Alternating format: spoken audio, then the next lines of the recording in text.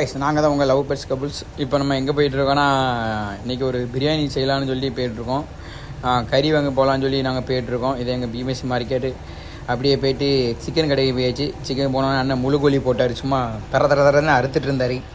அதை வாங்கி முடிச்சதுக்கப்புறம் ஆனால் வெட்டுங்கன்னு சொன்னேன். அது அழகாக பீஸாக சூப்பராக வெட்டினார். அதையும் வீடியோ எடுத்து முடிச்சுட்டு அவள் தெரிஞ்சண்ணா தான், நீங்கள் போனால் சந்தைக்கு போங்க, உங்களுக்கு ரேட்டு கம்மியாக தருவார்.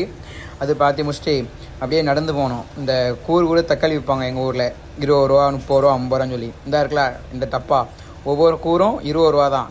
நாங்கள் அதில் ஒரு 2 கூறு ஊரில் வெங்காயம் உள்ளி எடுத்து போட்டோம். அப்படியே அதான் வெங்காயத்தை எடுத்து போட்டுட்டு அப்படியே தக்காளி அரை கிலோ 60 ரூபாயும் ரேட்டு. அதையும் வாங்கி முடிச்சுட்டு அப்படியே நாங்கள் போயிட்டுருந்தோம். அப்படி பார்த்து முடிச்சதுக்கப்புறம் நாங்கள் உடனே அண்ணாச்சிட்ட காசை கொடுத்து முடிச்சதுக்கப்புறம் அண்ணாச்சி காசு தந்துட்டார். அப்படியே 2வது மல்லிகை பொருட்கள் வாங்க போயாச்சு.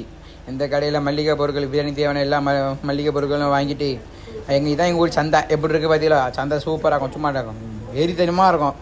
மழை கொஞ்சம் நசு இருந்து உடனே வீட்டுக்கு வந்து மம்மிகிட்ட கொடுத்தாச்சு. இனிமேல் நெக்ஸ்ட் வீடியோ பார்க்கலாம். Bye guys.